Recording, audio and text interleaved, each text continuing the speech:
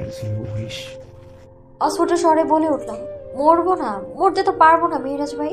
আমি একা বেঁচে থাকতে পারবো, পারতেই হবে আমায়। মেহরাজ ভাই কিছু বললেন না, শুধু তাকিয়ে থাকলেন জমাট রাগ নিয়ে। আমি ফের বললাম, আমি মনের ব্যথা মনে রাখতে অভ্যস্ত মেহরাজ ভাই। মেহরাজ ভাই এবারেও উত্তর দিলেন না।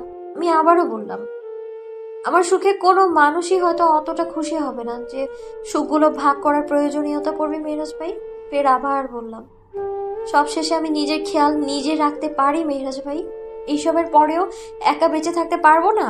মেহরাজ ভাই আগের মতোই রক্ত লাল চক্ষু নিয়ে তাকালেন আমার দিকে, গম্ভীর স্বরে বললেন, না, পারবি না। কথাটুকু বলেই আর দাঁড়ালেন না মেহরাজ ভাই, ধূপধাপ পা ফেলে চলে গেলেন দ্রুত। আমি অবশ্য তাকালাম না সেই দিক পানে। রাত অনেক হলো, আমি তখনও সেভাবে বসে থাকলাম মাটিতে। মিহু আপু নিজেদের বাড়িতে না গিয়ে আমার পাশে বসে থাকলো এতটা সময়, মাথা আলতোভাবে হাত বুলিয়ে কত কিছু বলে চলেছে অনেকক্ষণ ধরে। আমি শুনছি ঠিক সেই সব কথা, তবে মস্তিষ্কে বোধগম্য হচ্ছে না তার কিছুই। এক দৃষ্টিতে নির্বিকার ভাবে তাকিয়ে থাকলাম একইভাবে। এভাবেই বোধহয় অনেকটা সময় চলে গেল। হঠাৎ মেহরাজ ভাই এলেন। মিহু আপু বলে উঠলেন সঙ্গে সঙ্গে, দেখো না ভাইয়া, রাত 1টা বাজতে চলো, ও একইভাবেই মাটিতে বসে আছে, কিচ্ছু খাচ্ছে না, এমনকি ঘুমাচ্ছেও না। মেহরাজ ভাই কিছুক্ষণ চুপ থাকলেন, তারপর হাঁটু গেড়ে আমার সামনে বসলেন। গম্ভীর স্বরে মুখ টান টান করে বলে উঠলেন, এভাবে না খেয়ে না ঘুমিয়ে কাটালে দাদি ফিরে আসবে না জ্যোতি। আমি জানি দাদি ফিরে আসবে না, না খেলেও বকবে না আর আগের মতো, না ঘুমালেও আগের মতো শাসন করে তাড়াতাড়ি ঘুমোতে বলবে না। দাদি আর কিছুই করবেন না আমার সাথে, কখনোই ফিরে আসবে না আমার কাছে, জ্যোতি বলে ডাকও দিবে না। সবটা স্পষ্ট জেনে স্পষ্ট কণ্ঠে বললাম, জানি আমি। মেহরাজ ভাই দীর্ঘশ্বাস ফেলেন, নিভু নিভু ক্লান্তি মাখা চাহনিতে কিছুটা সময় তাকিয়ে থাকলেন আমার দিকে। পর মুহূর্তেই চোখ মুখ টান টান করে দৃঢ় গলায় বলে উঠলেন, জানলে না খেয়ে না ঘুমিয়ে এভাবে মূর্তির মতো বসে আছিস কেন? কাল পরীক্ষা আছে তোর, ভুলে গিয়েছিস? পরীক্ষা দিতে গিয়ে ওখানে অসুস্থ হয়ে গেলে কি করে পরীক্ষা দিবি? এভাবে চললে তো শরীর অসুস্থ হবে, এটুকু সেন্স নেই তোর? আমি চোখ তুলে তাকালাম। মেহরাজ ভাই ভ্রু উঁচিয়ে আবারও প্রশ্নময় দৃষ্টি নিক্ষেপ করলেন। আমি নড়ে চড়ে বসলাম, উত্তরে বললাম, অসুস্থ হব না আমি, একটু এইটুকু মানানোর অভ্যাস আছে আমার মেহরাজ ভাই। মেহরাজ ভাই সেই উত্তরে দমে গেলেন না, বরং দ্বিগুণ রাগ দেখিয়ে দৃঢ় গলায় বললেন, তুই বাচ্চা না যদি, আমি তোকে যথেষ্ট ম্যাচিওর ভাবতাম, অথচ ইনম্যাচিওরদের মতো বিহেভিয়ার করছিস। এইভাবে কাটালে অসুস্থ হবি না তো সুস্থ থাকবি? এখন রাত 12:30, সকাল থেকে কিছু খাসনি, ঘুমাসনি, এসবের পরেও অসুস্থ হবি না? স্থিরভাবে একই রকম বসে থেকে দৃঢ় গলায় উত্তর দিলাম, সমস্যা হবে না। মেহরাজ ভাই উঠে দাঁড়ালেন, পাঞ্জাবির হাতা গুটিয়ে বুক টান টান করে দাঁড়ালেন আমার সম্মুখেই। দাম্ভিক গলায় বললেন, সকালে কি বলেছিলি? নিজের খেয়াল নিজে রাখতে পারিস, এই নমুনা নিজের খেয়াল নিজে রাখার। আমি কপাল কুঁচকে তাকালাম, কিঞ্চিত বিরক্তি বোধও কাজ করলো। জীবনে কিছু কিছু সময় আসে না যখন কারোর সঙ্গই আর ভালো লাগে না, কাউকে আর জবাবদিহি করতে মন চায় না, কারোর সম্মুখীন হতে মন চায় না। শুধু একটা বিষয় মনে থাকে তখন, একা থাকা শান্তির, চরম শান্তির। এই মুহূর্তটাও বোধহয় তেমনই। মৃদু গলায় বললাম, আপনি শুধু শুধু কথা বাড়াচ্ছেন মেহরাজ ভাই, এইসবে আমার কিছুই হবে না। আমার শরীর এতটা আহ্লাদি নয় যে একটু থেকে একটু হলেই অসুস্থ হয়ে মূর্ছা যাব। মেহু আপু মাথায় হাত বুলিয়ে দিলেন, আহ্লাদি গলায় বলে উঠলেন, আর জেদ করিস না বোন, খেয়ে নে প্লিজ। আমি মানলাম তুই অসুস্থ হবি না, তবুও সাবধানতা বজায় রাখলে ক্ষতি কি? এটা যে তোর এটা তো যে সে পরীক্ষা নয়, বোর্ড পরীক্ষা। যদি নিজের খেয়াল রাখা উচিত নয়, নিজের অসুস্থতার জন্য পরীক্ষায় খারাপ করলে তখন তো তোর নিজেরই ক্ষতি হবে। বোঝার চেষ্টা কর প্লিজ। আমার প্রতি সবার উদ্বিগ্নতা দেখে তাচ্ছিল্য জমলো মনের ভেতর। কত কত চিন্তা আমার জন্য, কতজন এসে বুঝিয়ে যাচ্ছে, অথচ এই আমিটার এই মুহূর্তে বাঁচার ইচ্ছেটাই নেই। ক্রমশ টের পেলাম আমার বেঁচে থাকার ইচ্ছা ক্ষীণ হয়ে আসছে। মেহরাজ ভাই বোধহয় ঠিকই বলেছেন, মানুষ একা বেঁচে থাকতে পারে না, আসলে পারে না। মানুষ আপন মানুষের অভাবে ছটফট করে, এই মুহূর্তে আমিও করছি। বোধহয় আমার আপন মানুষরা সবাই আমায় একে একে ছেড়ে গিয়েছে, সবাই, আর কেউ নেই অবশিষ্ট। মিনার ভাইও আজকাল বলতে গিয়েছে বেশ, আগের মতো আর সে মিনার ভাই নেই। আজকাল নিয়ম করে আমায় এড়িয়েও চলে। তবে আপন মানুষ আর কে? আপন বলতে বাকি যারা ছিল সবাই পৃথিবী ছেড়ে, আমায় ছেড়ে, সবাইকে ছেড়ে চলে গিয়েছে। বাকিটা জীবন আমি এভাবে একা একা বাঁচতে পারবো? আপন মানুষ বিহীন একটা পুরো জীবন, ভাবতেই রুদ্ধশ্বাস হয়ে আসলো। অসহনীয় বোধ হলো দাদির মৃত্যু যন্ত্রণা। দাদির এমনটা করা উচিত হয়নি, আমাকে ছেড়ে যাওয়া উচিত হয়নি। দাদি কেন করলো এমনটা? কেন সবটা জেনে আমায় এভাবে মাঝপথে ছেড়ে গেল কেন দাদি? ভাবনা ছেড়ে বেরিয়েই অস্ফুট স্বরে উত্তর দিলাম, রেখেছি তো মেহু আপু। মেহু আপু ফের নরম গলায় প্রশ্ন করলেন, কিভাবে রেখেছিস? সকাল থেকে তো কিছু মুখে তুলিসনি। খাবার খাওয়াকে কি কেবল খেয়াল রাখা বলে মেহু আপু? মেহু আপু বোধহয় হতাশ হলেন। মলিন মুখে একবার আমার দিকে তো একবার মেহরাজ ভাইয়ের দিকে তাকালেন। তৎক্ষণাৎ মেহরাজ ভাই পকেটে হাত গুজে বলে উঠলেন, মেহু, ওকে বলো খেয়ে তারপর ঘুমাতে। খাবার পাঠাতে বলছি, খাবার খেয়ে যাতে ঘুম দেয়। মেহরাজ ভাইয়ের কণ্ঠে রাগের আভাস স্পষ্ট। আমি চোখ তুলে তাকালাম, বললাম, লাভ নেই মেহরাজ ভাই, খাবো না আমি, ঘুমও হবে না আমার। আপনি চলে যান, রাত তো অনেক হয়েছে, আমার জন্য না ভেবে ঘুমিয়ে পড়ুন আপনি। মেহরাজ ভাইয়ের রাগটা বোধহয় এবার কিঞ্চিত বাড়লো। চোখ মুখ শক্ত করে আমার দিকে তাকালেন। সেই রাগের আভাস দেখাতেই শীতল কণ্ঠে রাগ মিশিয়ে দাঁতে দাঁত চেপে বললেন, এভাবে কয়দিন অনশন করবি? কয়দিন চলবে এভাবে? পরে অসুস্থ হলে? প্রশ্নগুলো শুনে ছোট্ট শ্বাস ফেললাম। স্পষ্ট কণ্ঠে বললাম, চিন্তা নেই মেহরাজ ভাই, আমি অসুস্থ হয়ে কাউকে ঝামেলায় ফেলবো না। সেই মানসিকতা নিয়ে আহার নিদ্রা বাদ দিয়েছি এমনটা ভাববেন না। না খাওয়া না ঘুমানো এগুলো কিন্তু কোনোটাই আমার ইচ্ছেকৃত নয়। খিদে নেই তাই খাচ্ছি না, ঘুম পাচ্ছে না তাই ঘুমোচ্ছি না। আমার খিদে পেলে ঠিক খেয়ে নিব আমি, আর ঘুম পেলেও ঘুমিয়ে যাব। মেহরাজ ভাই বোধহয় এবার চরমভাবে রেগে গেলেন। ধূপধাপ পা ফেলে আবারও সকালের মতোই ঘর ছেড়ে বেরিয়ে গেলেন। মেহু আপু সেই দিক পানে তাকিয়ে দীর্ঘশ্বাস ফেললো। মলিন মুখে বসে থাকলো পুরোটা সময় আমার পাশে। একটা নির্ঘুম রাত কাটলো। প্রতিদিনের মতো আজ সকালে দাদি ঘুম ছেড়ে উঠে আমাকে ডাকলো না। প্রতিদিনের মতো দাদি সকালবেলার চা খাওয়ার অভ্যেসের তাড়া দেখিয়ে চা বসাতে বলল না। ছোটবেলা থেকে দাদির ঘর বলে জেনে আসা পরিচিত ঘরটায় আজ দাদি নেই, কোথাও নেই। আমার বুক ভার হয়ে আসলো, নিঃশ্বাস আটকে আসলো। বসা ছেড়ে উঠে মেহু আপুর দিকে তাকাতেই দেখলাম হেলান দিয়ে ঘুমিয়ে আছেন। খারাপ লাগলো বেশ। আমার জন্য শুধু শুধু উনি সারাটা রাত এখানে বসে থাকলেন, পাশে বসে আগলে রাখলেন পুরোটা সময়।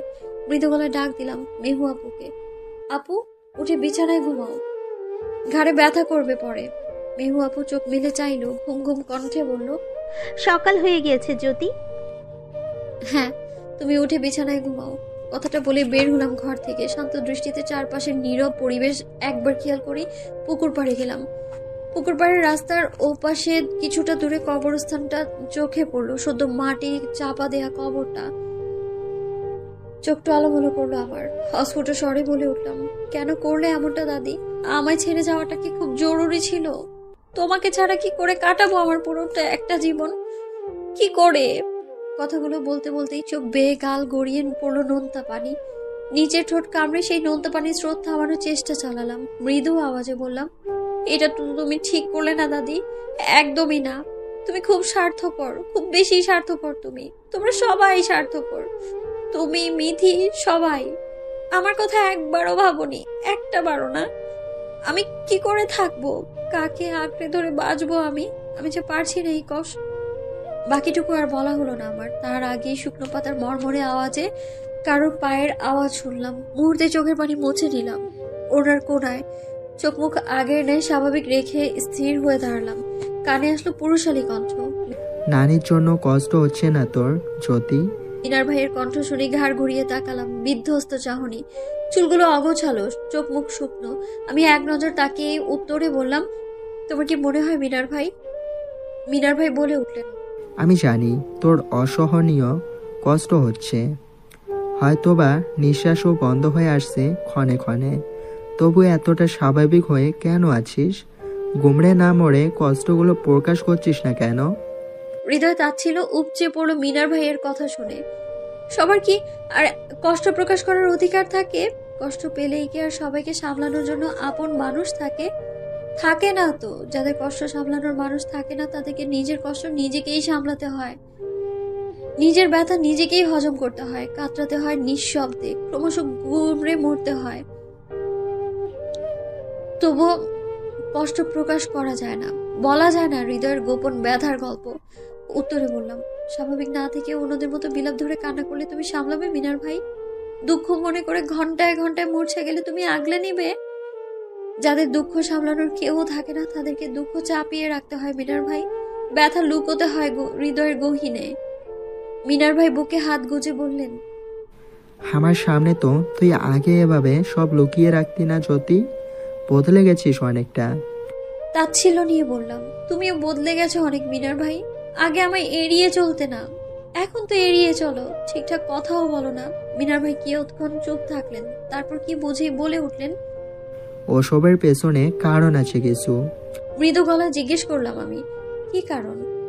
থাক না সেসব কারণ, তোর অজানা, সানলে হয়তো ভুল বুঝবি। আমি আর কথা বাড়ালাম না, পুকুর পাড়ের এক পাশটায় গিয়ে বসলাম। তাকালাম পুকুরের স্থির হালকা সবুজ রাঙা পানিগুলোর দিকে। ততক্ষণে মিনার ভাইও অপর পাশে আমার সামনাসামনি হয়ে বসলেন। নিশ্চুপ থেকে বোধহয় দাদির কথাই মনে করছিল আমার মতো। আমি কিছুটা সময় বসে থেকে উঠে দাঁড়ালাম। পুকুর পাড় ছেড়ে হেঁটে আসতেই চোখে পড়লো উঠোনে দাঁড়িয়ে থাকা মেহরাজ ভাইয়ের উপর। চোখ মুখ টান টান করে এই দিকটায় তাকিয়েছিলেন। কেমন যেন থমথমে চাহনি তার, অস্পষ্ট রাগ রাগ ভাব। আমি তাকানো মাত্রই উঠোন ছেড়ে হেঁটে অন্যদিকে চলে গেলেন দ্রুত। সে চলে যাওয়াতে কি ছিল আমার জানা নেই, তবে দৃষ্টিতে ভেসে উঠল মেহরাজ ভাইয়ের চোখ মুখে রাগ রাগ ভাব। বোধহয় রাতে না খাওয়ার বিষয়টা নিয়েই এই রাগ। আমি সে রাগ আমলে নিলাম না। মৃদু পায়ে হেঁটে বাড়িতে যেতে লাগলাম আবারও। কাটলো আরো 2 সপ্তাহ। এই কয়েকটা দিন প্রত্যেকটা রাত আমার নির্ঘুমই কাটলো, অসহনীয় যন্ত্রণায় তপ্ত হৃদয় যেন দগ্ধ হয়ে আছে। জীবন্ত প্রাণ এখন আর জীবন্ত বোধ হয় না আমার কাছে, নির্জীব। নিজেকে কোন এক নির্জীব অনুভূতিহীন যন্ত্র মানবী মনে হয় আমার, যার কোনো ব্যথা নেই, দুঃখ নেই, কষ্ট নেই, আছে শুধু নিঃশ্বাস। যে নিঃশ্বাস বন্ধ না হওয়া পর্যন্ত আমি বাদ বাকি সকল মানুষের কাছে তাদের মতোই জীবন্ত মানুষ, জীবন্ত প্রাণী। আসলেই কি আমি জীবন্ত? মনের ভেতর উদ্ভট প্রশ্নটা জেগে উঠতেই চেয়ার ছেড়ে উঠে দাঁড়ালাম। টিনের জানালাটা মেলে দিতেই চোখে পড়লো কি ভীষণ ঘন কালো অন্ধকার। ওপাশ থেকে ঝিঝি পোকার আওয়াজও ভেসে আসছে। সেই দিক পানে তাকিয়ে আমি নিশ্চুপে কাঁদলাম। এই সময়টা আমার কান্না করার উপযুক্ত সময়। আশেপাশে কেউ নেই, কোনো কোলাহল নেই, কোনো প্রশ্ন নেই, নেই দুঃখ প্রকাশ পাওয়ার ভয়। আমি নিশ্চিন্তে কাঁদতে পারি এই সময়টায়। কিছুক্ষণ সেভাবেই ঠায় দাঁড়িয়ে অশ্রুতে চোখ ভেজালাম। পর মুহূর্তেই দরজার আওয়াজ হলো। এই সময়টা অন্যদিন সাধারণত মেহরাজ ভাই খাবার নিয়ে আসেন, কিন্তু যতদূর জানা আজ উনি আসবেন না। মেহরাজ ভাই বা মেহু আপু কেউ আর শহরে ফেরেননি। মেহু আপু সারাদিন এখানে কাটালেও রাতে ওনাদের বাড়িতে ঘুমানোর বিষয়টা অনেক কষ্টেই বোঝাতে সক্ষম হয়েছিলাম, কিন্তু মেহরাজ ভাইকে বোঝানো দায়। এই 2 সপ্তাহে প্রত্যেকটা দিন নিজেদের বাড়িতে রান্না করে রোজ রোজ খাবার দিয়ে যাওয়া হতো। নির্ঘুম রাত্রিতে আমায় সঙ্গ দেয়া কোনোটাই বাদ দেননি। মাঝে মাঝে অবাক হই মেহরাজ ভাইয়ের অস্পষ্ট যত্নে বা দায়িত্বে। মাঝে মাঝে ভাবি, আসলে কি সবটা কেবল মেহরাজ ভাইয়ের দায়িত্ব? দায়িত্বের জন্য কেউ এতটুকু করে, আবার দায়িত্বের থেকে বেশি কিছু ভাবারও তো সম্ভাবনা নেই। হতে পারে সহানুভূতি, কিংবা হতে পারে শুধুই দায়িত্ব। ছোট শ্বাস ফেলে ঘাড় ঘুরিয়ে তাকালাম। অন্যদিন খাবার নিয়ে এই সময়টা মেহরাজ ভাই আসলেও আজ তার সম্ভাবনা ক্ষীণ। দুপুরে মেহরাজ ভাইয়ের পরিবর্তে আজ মেহু আপু খাবার নিয়ে এসেছিলেন। বলেছিলেন মেহরাজ ভাই আজ সকালেই বাসায় ফিরে গিয়েছেন। মেহরাজ ভাই নেই দেখে রান্নাটাও নাকি চাচিই করেছিলেন আজ। তাই মনে মনে ধরেই নিয়েছিলাম মেহরাজ ভাই আজ রাতে আসবেন না খাবার নিয়ে। চোখের জল মুছে ধীর পায়ে গিয়ে দরজা খুললাম। সঙ্গে সঙ্গে মেহরাজ ভাইকে দেখে কিঞ্চিত অবাক হলাম। সকালে বাসায় গিয়ে আবার আজই গ্রামে ফিরে এসেছেন? অস্ফুট স্বরে প্রশ্ন ছুড়লাম আমি। আপনি? মেহরাজ ভাই টিফিন বক্স হাতে করে ঘরে ঢুকলেন। একপাশে কাঠের চেয়ার টেনে বসে বললেন, কেন, অন্য কেউ আসার কথা ছিল? আমি ছোট ছোট চোখে তাকালাম। মৃদু গলায় বললাম, না, আপনার তো আজ এই সময় আসার কথা ছিল না। মেহরাজ ভাই ভ্রু কুঁচকালেন, বললেন, প্রতিদিনই তো এই সময় আসি, আজ কথা নয় কেন তাহলে? বাসায় ফিরে গিয়েছেন বলেছিল মেহু আপু, তাই আপনাকে এই সময় আশা করিনি আমি। মেহরাজ ভাই মাথা নাড়লেন, গম্ভীর কণ্ঠে বলে উঠলেন, এত দেরিতে দরজা খুললি কেন? আমি মুহূর্তেই একটা মিথ্যে বললে বসলাম, ঘুমোচ্ছিলাম তাই খেয়াল করিনি।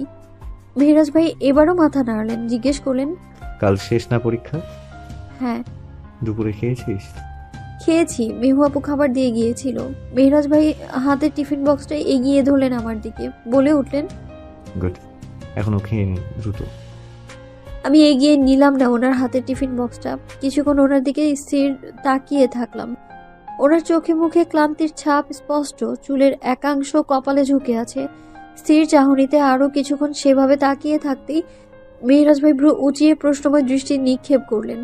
আকস্মিক আমি সেই দৃষ্টির বিনিময়ে বলে উঠলাম, আমার জন্য আজ এত কিছু কেন করছেন মেহরাজ ভাই? এই যে আজ বাসায় গেলেন, আবার ফিরে এলেন, এতটা জার্নি করে ফিরে আসার তো কোনো দরকার ছিল না। আজ আমার জন্য রোজ রোজ কষ্ট করে খাবার রান্না করে খাবার আনারও তো দরকার নেই। এত কষ্ট করে নিজেদের বাসা ছেড়ে এখানে থাকারও বা কি দরকার নেই, তো কোনো কিছুর দরকার। তবুও বাসায় না ফিরে আমার জন্য আপনারা দুই ভাই বোন দুজনই গ্রামে পড়ে আছেন, রান্না করে দিয়ে যাচ্ছেন, জোর করে খাওয়াচ্ছেন। কেন করছেন এত সব? মেহরাজ ভাই গম্ভীর চাহনিতে বললেন, তুই হলে কি কি করতি? পাশে না থেকে ছেড়ে চলে যেতি এমন একটা সময়? শান্ত গলায় উত্তর দিলাম, জানা নেই। মেহরাজ ভাই গলা ঝাড়লেন, একদম শীতল দৃষ্টি নিক্ষেপ করে বলতে লাগলেন, হিসেব মতো তোর আর আমার বিয়েটা হয়েছে।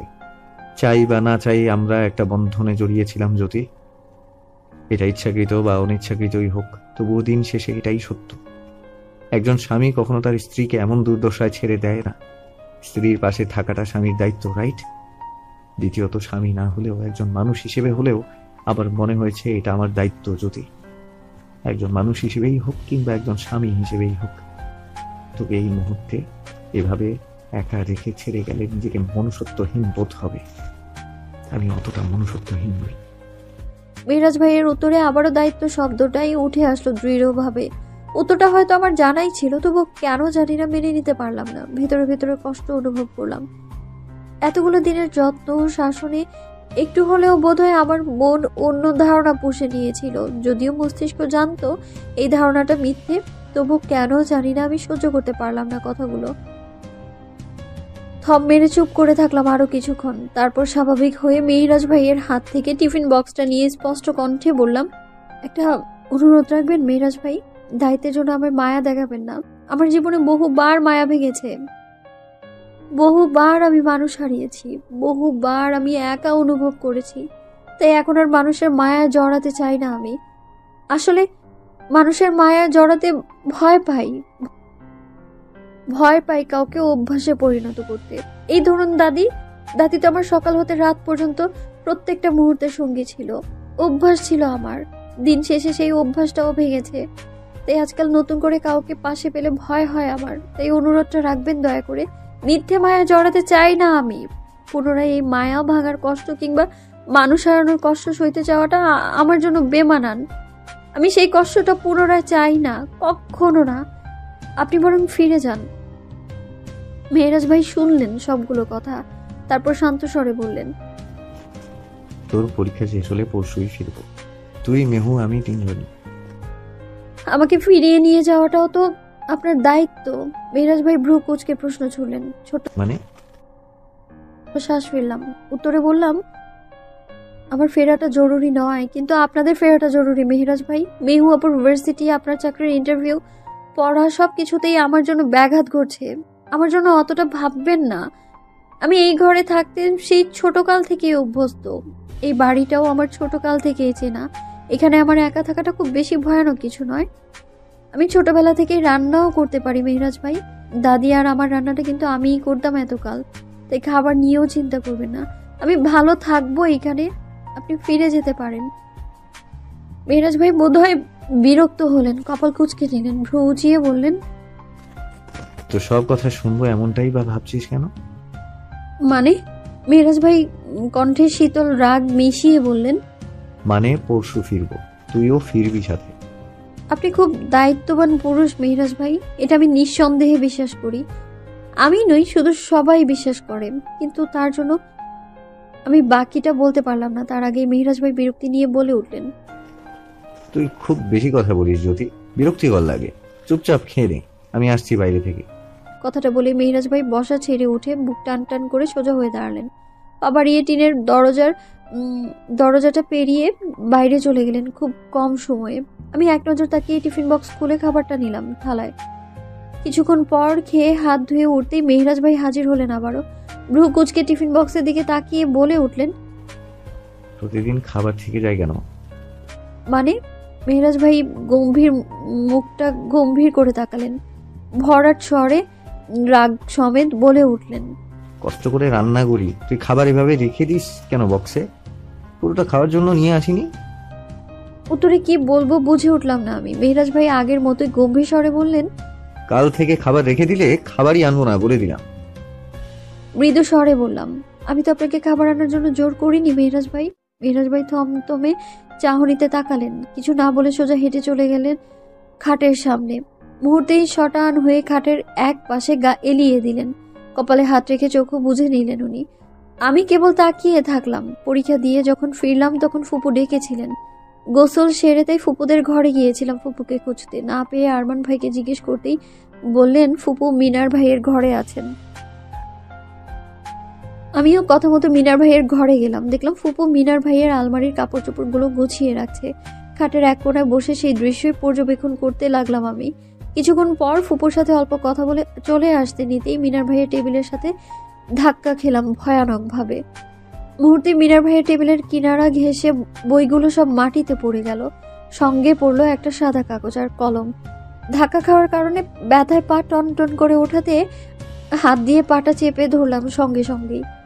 অন্য হাতে কাগজটা সামনে নিতেই চোখে পড়লো কাগজটার উপর দিকে আমার নাম।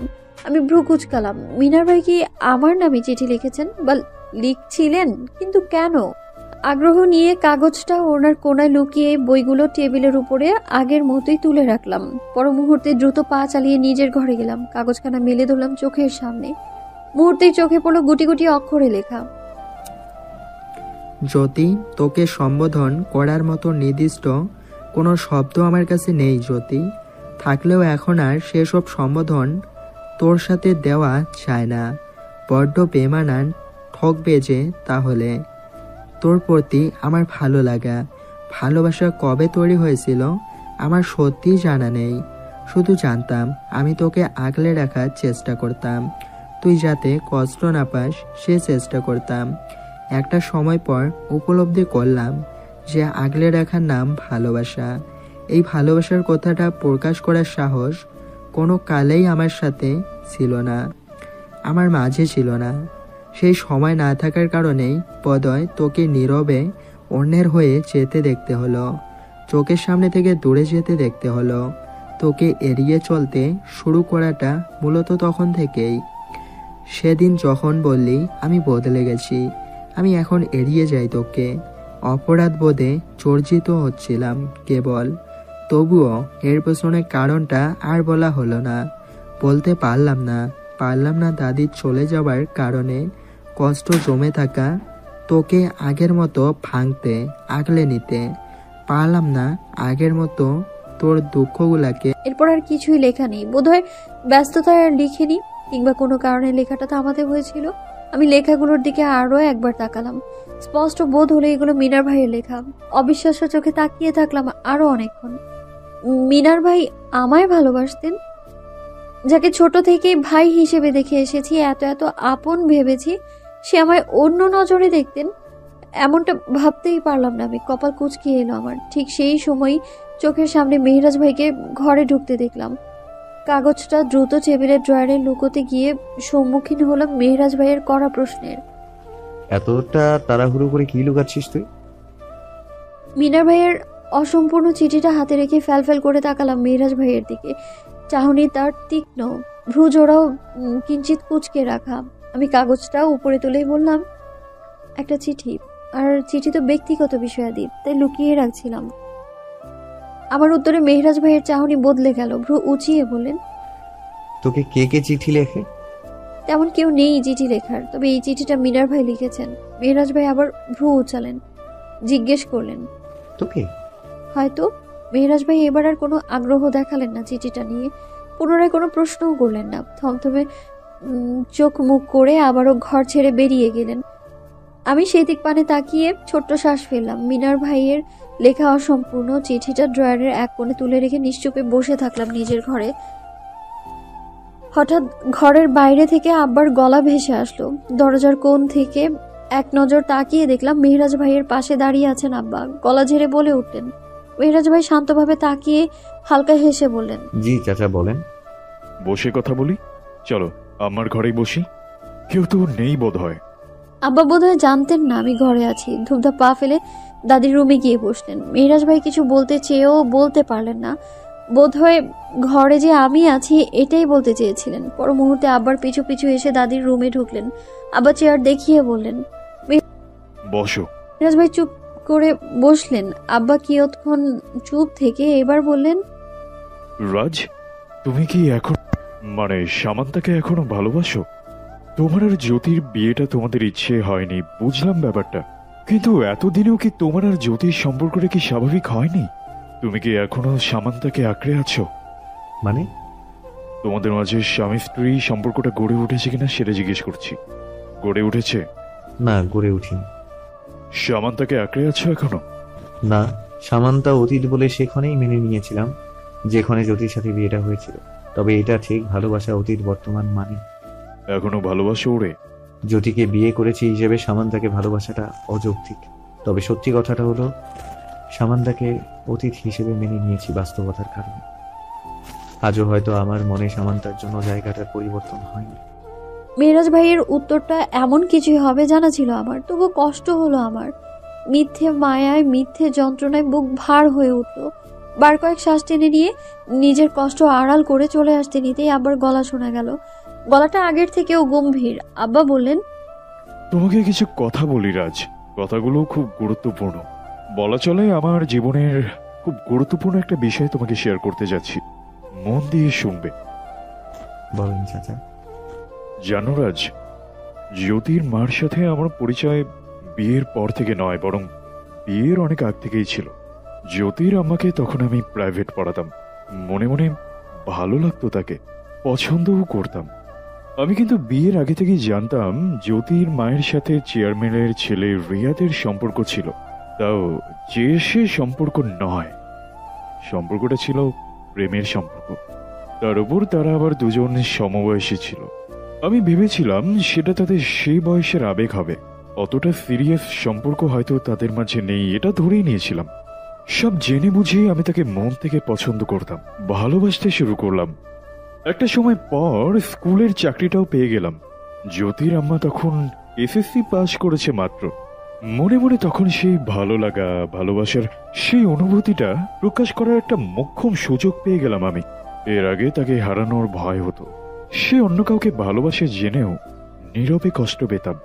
ভেবেছিলাম তার বিয়েটা হয়ে গেলেই সে ভুলে যাবে তার প্রথম ভালোবাসাকে, মন থেকে উঠে যাবে তার প্রেমের প্রথম পুরুষটি। তাকে এতটাই ভালোবাসতাম আমি।